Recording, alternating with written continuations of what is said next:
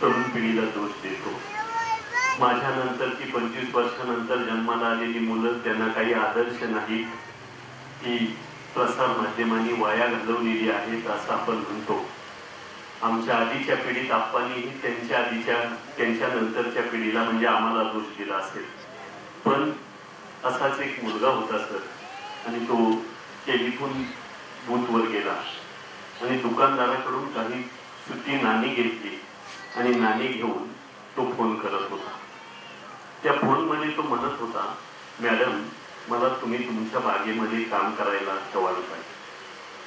समोरून आवाज असा आला की मी आता दुसऱ्या मुलाला ठेवलंय, त्यामुळं मला आता तुझी गरज नाही किंवा कामगाराची गरज नाही.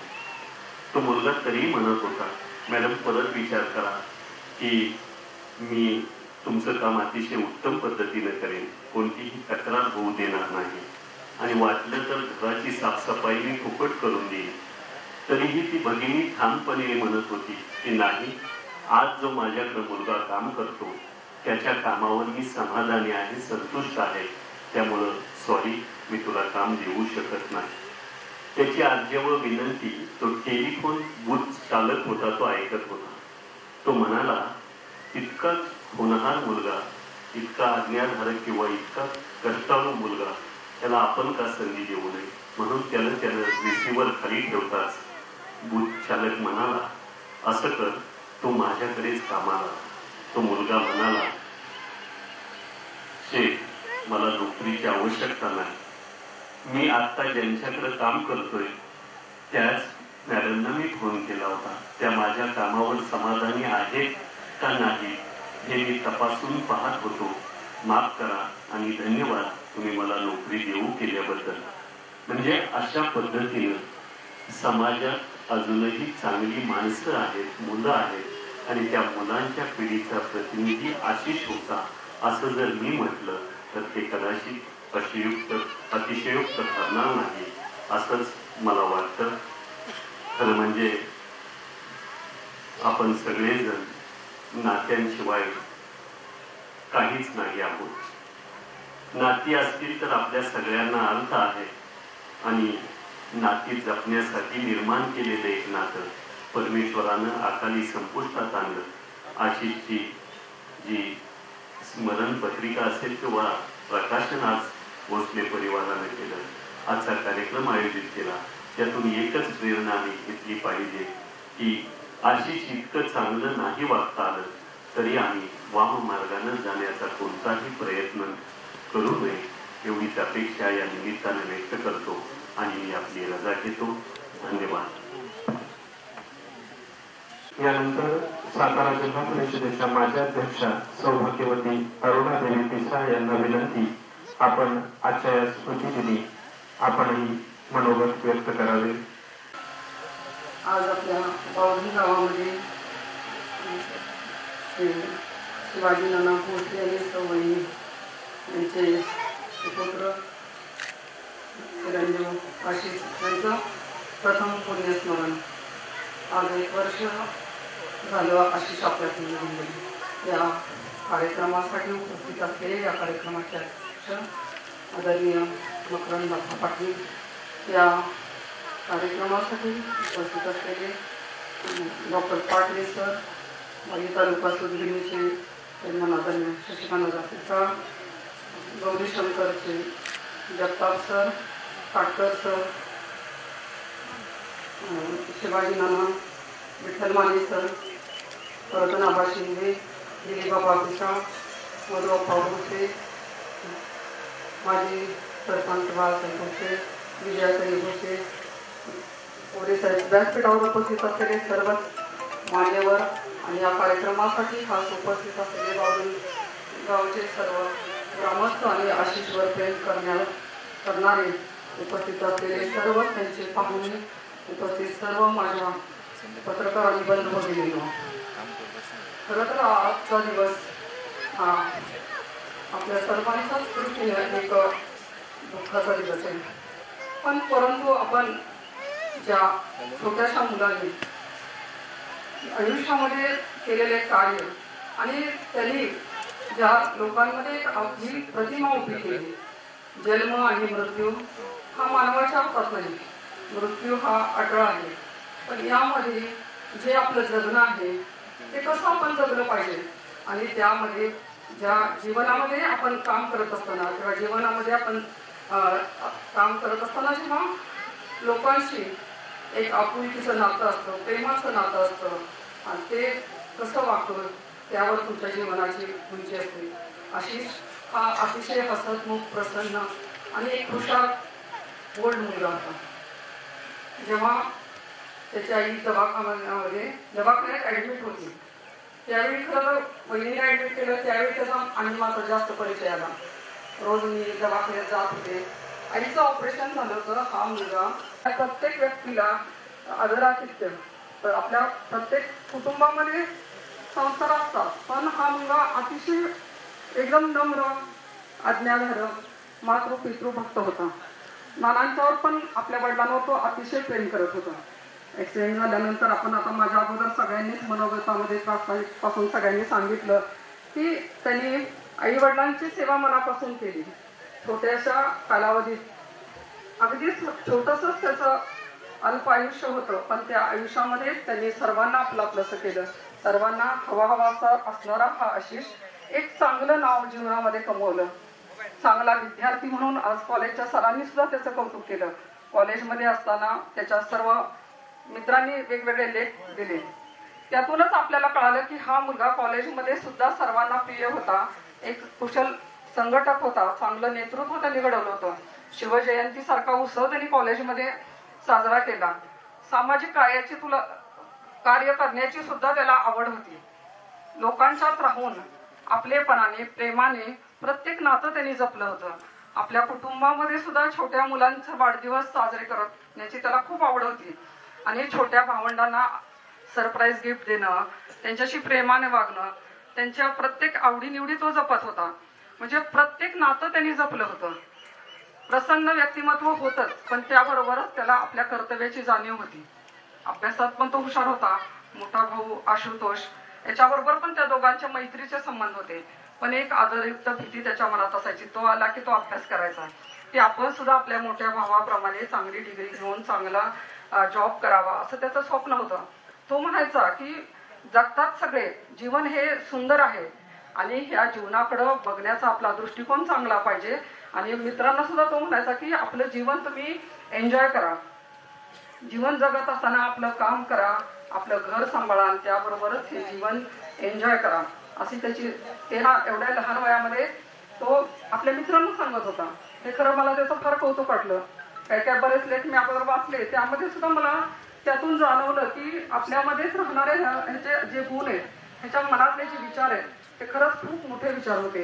हा जर आता म्हणजे अजून त्यांनी अधिक कालावधी त्यांनी जीवनामध्ये दिला असता तर एक प्रांजळ आणि प्रामाणिक असलेलं हे भोसले कुटुंब आहे, यांच्या कुटुंबाचं त्यांनी प्रतिनिधित्व मोठेपणाने यांनी एक आपला वेगळा असा कर्तृत्वाचा ठसा त्यांनी आपल्या आयुष्यामध्ये नक्कीच उमटवला असता.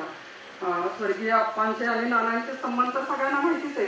अतिशय जवळचं आणि त्यांचं चांगलं नातं होतं. नेहमीच या कुटुंबाशी आमचं एक जिव्हाळ्याचं नातं होतं, नेहमी येणं जाणं होतं.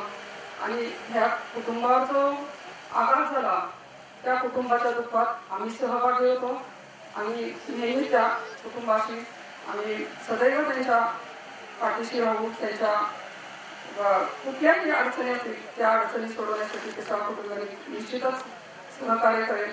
जेवढं दादांच्यावर आप्पांचं प्रेम होतं तेवढंच ते नानांच्यावर करत होते. नेहमीच प्रत्येक कुठल्याही अडचणी असेल तेव्हा नाना सुद्धा सदैव असायचे. आप्पा आजारी पडले तेव्हा सुद्धा रुबीला ते महिनाभर आमच्या बरोबर राहिले. म्हणजे जॉब करत असताना सुद्धा त्यांनी 1 महिना वेळ दिला. म्हणजे यांच्या कुटुंबामध्ये आत्मीयता, प्रेम जपणं आणि नाती सांभाळणं हे म्हणजे पहिल्याच पिढीपासून आदर्श आशिषला पुढे होता. आयुष्यामध्ये जगणं जास्त काळ जगला किंवा तुम्ही किती जगला त्यापेक्षा तुम्ही जीवन कसं जगलं हे फार महत्वाचं आहे. त्याचप्रमाणे आशिषने खरोखरच प्रत्येक वयातल्या माणसाचा आदर करून प्रत्येक नातं जपण्याचं काम आपल्या आयुष्यामध्ये केले.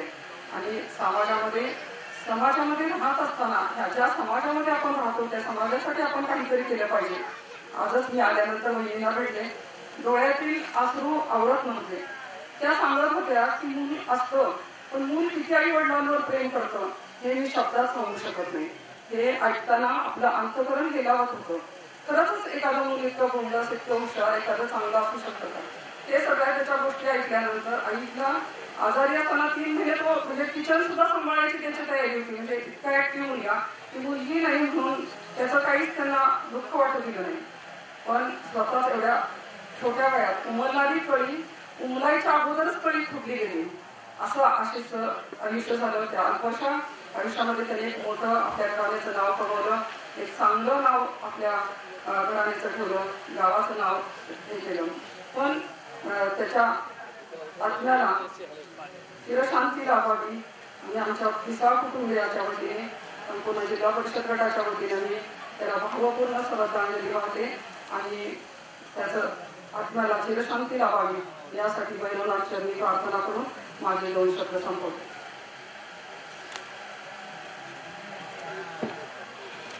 धन्यवाद वाहिनीकडे. बहिणाबाई एका कवितेमध्ये असं म्हणतात, आला सास गेला सास जीवा तुझं एकंतर, जगण्या मरण्यात एका सासाचा अंतर. खरंच आशिष एकच श्वास जगला, परंतु सर्वांना हवा साचणारा आशिष, त्याचा प्रथम पुण्यस्मरण आपण इथे संपन्न करतो आहे. त्यानिमित्त कार्यक्रमाचे प्रमुख अतिथी आणि मैत्रीचा उपासक ज्याला म्हणता येईल, तत्वज्ञान संत साहित्याच्या माध्यमातून महाराष्ट्राच्या कानाकोपऱ्यात हजारो व्याख्यानांच्या माध्यमातून शेकडो विषयांचा मागोवा घेत लक्षावधी लोकांना उद्बोधित करणारं एक महाराष्ट्रातील भाषेचं वैभव ज्यांना म्हणता येईल असे सन्माननीय यशवंतराव पाटील सर यांना विनंती, आपण आपले मनोगत व्यक्त करावे. अच्छा, या भावपूर्ण सोहळ्यासाठी व्यासपीठावरती विराजमान असणारे आदरणीय आमदार मकरंद पाटील, जिल्हा परिषदेचं नेतृत्व ज्यांनी अत्यंत कुशलपणे केलं, ते आपल्या परिसरातील आदरणीय सौभाग्यवती अरुणादेवी पिसाळ, आदरणीय कृषीभूषण शशिकांतजी पिसाळ, आदरणीय दिलीपराव पिसाळ, विठ्ठल माने, मिलिंद जगताप, श्रीरंग काटेकर, दिलीपराव बाबर, व्यासपीठावरती विराजमान असणारी सारीच मंडळी आणि आशीच्या या स्मृतीला अभिवादन करण्यासाठी इथे उपस्थित असणारे आपण सर्व भोसले परिवारावरती प्रेम करणारे बंधू आणि भगिनी, हा सगळा सोहळा आपण आल्यापासून पाहताय. त्याला एक करुणीची किनार आहे असं सूत्रसंचालकांनी सांगितलं. त्याला थोडंसं बाजूला त्याला थोडं विशेष धन्यवाद देतो. हे धन्यवाद यासाठी देणारे मंडळी, ते जाणाऱ्या व्यक्तीला आपल्याला थांबवता येत नाही. काळ कुणासाठीही थांबत नाही, पण काळावरती ज्यांनी पावलं उमटवलेली असतात त्यांच्या स्मृती आपण चिरंतन जपायच्या असतात. माणसाला मृत्यू असतो आणि अक्षरांना आयुष्य असते. आज आशिषच्या नावानं निघालेला हा ग्रंथ त्यांच्या कुटुंबियांसाठी अनमोल ठेवा आहे, त्यांच्या मित्रांसाठी मैत्रीचा अमृतकुंभ आहे आणि तुम्हा सगळ्या वाचकांसाठी एक ऊर्जा देणारा तो अत्यंत स्फूर्ती ग्रंथ आहे. शेवट मी नेहमी मानतो की मृत्यू हा आयुष्याचा पूर्णविराम असतो, पण मृत्यूनंतर माणूस जगतो का? हा ग्रंथ वाचताना तुम्हाला शेवटचा लेख असा सापडेल जो आशिषच्या साऱ्या भावंडांनी लिहिला आहे. होय आशिष, तो अजूनही जिवंत आहे. मग माणसाच्या जिवंतपणाची लक्षणं काय असतात? आता जसं सांगितलं तर जिवंतपण एक असतं, जोपर्यंत तुम्ही श्वास घेता तोपर्यंत जिवंतपण हे सामान्य माणसाचं, परंतु एखादा असामान्य माणूस असतो आशिष सारखा, त्याचं जिवंतपण हे त्याने आयुष्यात घेतलेल्या ध्यासाने मोजावं. आयुष्यभर त्याने जी मानवतेची मुद्रा उमटवली. विचार करा, 21वा आयुष्य हे जाण्याचं वय नाही. जसं एखाद्या फुलानं फुलावं आणि सहजपणे सुवास द्यावा, ज्योतीनं जळावं आणि तिनं प्रकाश द्यावा, तसा हा फुलाचा सुवास आणि मानवतेचा प्रकाश हा संपूर्ण आशिषच्या आयुष्याला टेकलेला होता. आशिषचा सगळा ग्रंथ प्रस्तावनेच्या निमित्तानं मला वाचावा लागला. मी आठवडाभर आशिषचा हा ग्रंथ वाचत होतो. अनेक शिवाजीराव अनेकांच्या भावना मी जाणून घेत होतो आणि कित्येक वेळा स्वतःशी रडत होतो आणि नियतीला कित्येक वेळा मी असं विचारत होतो की ज्यांनीच माणसं इतकी आयुष्यभर इतकी मोठं आयुष्य जगतात आणि जो समाजासाठी जगतो तेव्हा त्याला नको उडून देतोस. आणि माझ्या मनासमोर काही प्रश्नचिन्ह उभे राहतात. मी तुम्हाला सांगेन की एका आठवड्यामध्ये आशिषच्या या सगळ्या मित्रांनी त्याच्या कुटुंबाने मला वाचता एवढा लढा लावला. तर आशिषला ज्यांनी जन्म दिला त्या आईच्या वडिलांच्या भावना काय असतील, ज्या मित्रांच्या संख्येनं त्याला त्याच्या आयुष्याची इमारत उभी केली ते मित्रांच्या आयुष्यात काय वाटत असेल. विचार हा करा की लळा लावून हा गेला, पण जातानाचं एक वादळ जे असतं ते वादळ पूर्णपणानं या आई वडिलांच्या मनात कोटलं गेलेलं होतं. मी त्याच वेळी माझ्याकडे सुनीता कदम आल्या होत्या. मी त्यांना सांगितलं की हा ग्रंथ एक चांगला पर्याय आहे, तर वादळाला सुद्धा वाट मोकळी करून द्यावी लागते. वादळाला सुद्धा वाट मोकळी नाही करून दिली तर ते वादळ ज्याच्या अंतःकरणात कोंडलेलं असतं त्यालाही ते अस्वस्थ करत.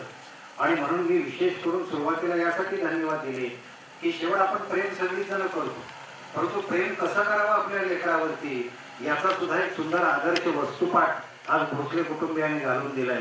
कारण त्याला मृत्यूनंतर सुद्धा या बौद्धांमध्येच नव्हे तर मित्रांच्या परिवारामध्ये त्याच्या कुटुंबाच्या परिवारामध्ये कसं जिवंत ठेवता येईल याचा स्तुत्य प्रयत्न आहे. श्रीम माटेंना असा प्रश्न विचारला होता की माणसाचं जिवंत पण कसं मोजायचं, माणसाचं वय कसं मोजायचं. आज आशिष गेला 21व्या वय, त्याचं वय 21 होतं, पण श्रीम माटेंना हा प्रश्न नामंजूर होता. ते म्हणजे असं वय मोजायचंच नसतं. आपल्याकडे वय मोजायचं असेल तर शाळेमध्ये शिक्षक दाखल्यावर जे वय लिहितात तिथनं आपण आपलं वय मोजतो. पण ते काही वय खरं असतं अशातले नाही. बघ, अनेक शिक्षकांनी अनेकांना जूनमध्ये जन्माला घातले. हा आपल्याकडचा इतिहास आहे. म्हणजे आताचे शिक्षक शहाणे असल्यामुळे जन्मतारखा ऍक्युरेट लिहितात, पण त्या जन्मतारखेवरनं वय मोजू नये असं ते म्हणाले. आणि त्यांनी सांगितलं की सामान्य माणूस एखादा माणूस स्वप्न पाहतो, पण स्वप्न जे असतं त्याला डोळे मिटलं की त्याचं स्वप्न सुरू होतं आणि डोळे उघडले की त्याचं स्वप्नच मिटतं. पण असामान्य माणसं अशी असतात जे उघडे डोळे ठेवून स्वप्न पाहतात आणि डोळे मिटेपर्यंत स्वप्नांचाच पाठलाग करतात. आशिष जीवनात एका सुंदर अशा समाजाची निर्मिती व्हावी असं स्वप्न पाहिलं होतं. माणसाने माणसासारखं वागावं, एकमेकाने एकमेकावरती प्रेम करावं. आज तुम्ही सहजपणे आशिषला श्रावण बाळ म्हणता, त्यामुळे आपण पालकांनी लक्षामध्ये घेतलं पाहिजे. आपण जर लेकराला प्रेम दिलं ना तर ते लेकरं आपल्याला तेवढ्याच दुपटीनं प्रेम देतं. घरामध्ये मुलगी नाही पण तरी सुद्धा त्या मुलगी नाही याचं दुःख आशिष आपल्या वागण्या बोलण्यातनं कमी करत होता. मला मंडळी माहित आहे, अनेक वक्त्यांनी सांगितलं जन्म आपल्याला माहित नाही, मृत्यू आपल्याला माहित नाही, सुख दुःख सुद्धा अटळ आहे. पण तुम्हाला सांगू, एखाद्याची संपत्ती गेली ना तर जोमानं श्रम करून पुन्हा संपत्ती मिळवता येते, पण संतती गमावली तर ते दुःख मात्र कायमचं अंतःकरणाला चिकटलेलं असतं. हे दुःख जर हलकं करायचं असेल तर सुखाच्या काळामध्ये त्यांनी जपलेली माणसं, त्यांनी जपलेली नाती, आज तुम्ही इथे इतक्या बहुसंख्येनं उभे आलेले आहात, त्याचं कारण काय. मी आमदार साहेबांना सुद्धा हेच म्हटलं, मला साहेब तुमची एक गोष्ट आवडते, ज्या सुखदुःखात तुम्ही साथ देता ना त्या लोकांची जी विचारपूस करता, शेवट हेच नेतृत्व असतं ना. आज सुद्धा जे नेतृत्व आशिषच्या मध्ये आम्हाला दिसत होतं, कशासाठी शिवाजी जयंती साजरी करायची, कशासाठी दहीहंडी साजरी करायची, तर समाजालाच नव्हे तर आपल्या अवतीभोवतीच्या लोकांना ऊर्जा देण्याची गरज आहे. कसं असतं, आयुष्याचे 3 टप्पे असतात. एक बालपण असतं, त्यानंतर तारुण्य असतं आणि त्यानंतर वृद्धत्व असतं. 3 गोष्टीची माणसाला गरज असते. एक पैसा लागतो, एक वेळ लागते आणि 3 ऊर्जा लागते. आता बालपण जे असतं त्यात पैशाची गरज नसते, वेळ उदंड असतो आणि ऊर्जा दांडगी असते. बालपण सटकल्यानंतर तारुण्य येतं, त्या तारुण्यामध्ये ऊर्जा पुष्कळ असते, आपण पैसाही पुष्कळ कमवतो, पण द्यायचा वेळ नसतो, सारखी गडबड असते. आणि म्हातारपणामध्ये वेळ पुष्कळ असतो, पैसाही बऱ्यापैकी असतो, पण जागेवरनं उठायचं म्हणलं तर ऊर्जा नसते. काही वेळा जगण्यासाठी जी आवश्यक गोष्ट लागते ना ती ऊर्जा असते. आज तुम्ही भोसले कुटुंबियांना काय देता आहात सगळीजण, तर आज तुम्ही ते प्रेम देताय, आज तुम्ही ती ऊर्जा देताय. मला जर कुणी सांगितलं आशिषचं वर्णन पाठण्याचं तुम्ही एका वाक्यात करा तर मी आवर्जून सांगेन, हा जो ग्रंथ तुम्ही काढलाय ना तो शब्द विचार आणि भावना एकत्र आले की ग्रंथ होतो.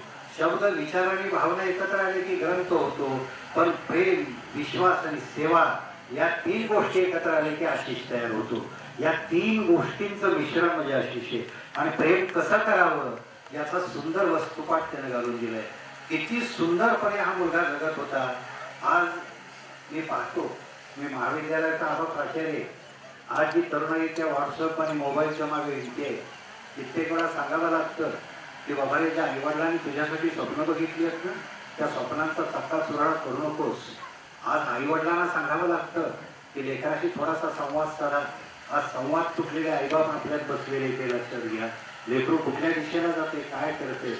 आज असा कुठला आशिष आम्हाला भेटेल की आई आजारी आहे. उर्मिला नावाच्या मावशीनं सांगितलेला आहे, पुत्र व्हावा ऐसा गुंडा ज्याचा 3 लोकी झेंडा. हा लेकरू कसं होतं म्हणजे आई जेव्हा ऍडमिट होती त्यावेळी आईची सगळी कामं आपल्या अंगावरती घेत होता आणि वडील आजारी पडल्यानंतर वडिलांची